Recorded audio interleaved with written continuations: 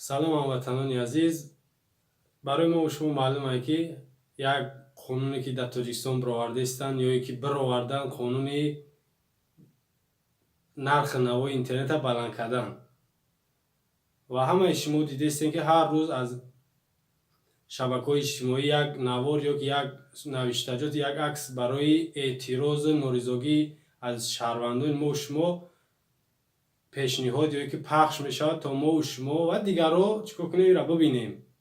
و من هم یک شهروند تاجیکستان از این قانون تاجیکستان که برآوردش برای بلند برداشتن نرخ اینترنت و یگان قانون تاجیکستان من راضی نیستم و یگان وقت راضی هم نمیشم ای قانونی که رژیم یا که امامعلی ابلیس میبره من واقعا تماما راضی نیستم و در این اعتراض یا که در این استفاده که یک تعداد از هموطنان ما برای شما پیشنهاد کردن یا یکی درخواست خواهش کردن، شما هم به طرف نباشین و به هر راهی که میتونین آواز ببرین، با نوشتجات، با صورت، به هر راهی که میتونین بنویسین، آواز ببرین، چون که اینترنت امروز نه تنها برای تاجیکستان برای تمام جهان ای در کاره و خصوصا ما 2 میلیون مهاجری که داریم، هر یک تای او امروز امکانیتی که داشت با پدر مادرش با واسطه اینترنت یا با زن فرزندش با یک دوست رفیقش یعنی در تماس بود، اینو چیکار کردن این بدبختای حکومت؟ همو واسطه یا که همو تماس یا که همو راه را قطع کردن یا که کنده کردن. یعنی که وقتی که قیمت شد نرخ اینترنت یعنی برداشتنش، این دیگه امکان نداره هر کس که استفاده برای اینترنت. شاید یک تعدادی که شرایط دارن، امکانیت دارن، بگن ما خیلی امکانیت داریم دیگه پروای دیگه کس نکنه. نه که خیلی نباید باشه، ما باید فکری توقع خودمون نکنیم. و اولی هم دیر نشیده این قانونی که قبولش کردن و قیمتش هم میکنن،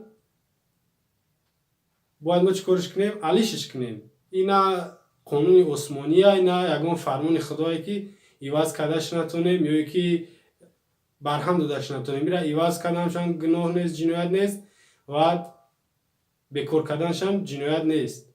باید ما و شما صدا ببریم، آواز بلند کنیم، ما و شما را مادرمون ترسونچک، بزدل، بیناموس، لال، گنگ آفریدگی نیست، زایدگی نیست. هر یک تا شما استعداد دارین، توانایی دارین، غیرت، شجاعت دارین، میتونین که آواز ببرین و موافق همین سرقانون خودشون یا ضد سرقانون کار کرده هستن. یگان نفری از همین شما شنوندگان یا که همین هموطنای ما راضی نیست این نرخ اینترنت بلند برداشتنش. لیکن برای چی خم میکنین؟ من حیران.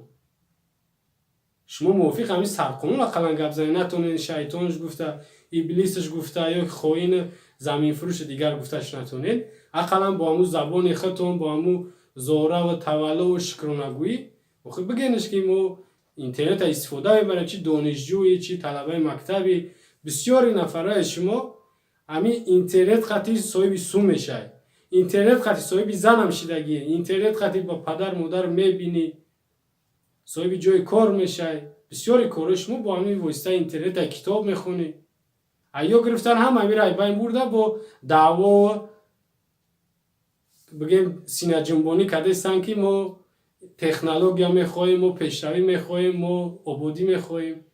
برای همین دوستای عزیز گپ زیاد است و برای شما فقط یک پیشنهاد کردم، همچون یک شهروند تاجیکستان که به طرف نباشین، حتما سهمیختون رو بگذارین، آوازتون رو بلند کنین، اعتراض ناریزگیتون رو برسونین که ما راضی نیستیم از این قانونی که قبول کردین و یک فشار یا که از ظلم نوبتی را برای ما روا دیدید. سلام علیکم و رحمت الله و برکاته.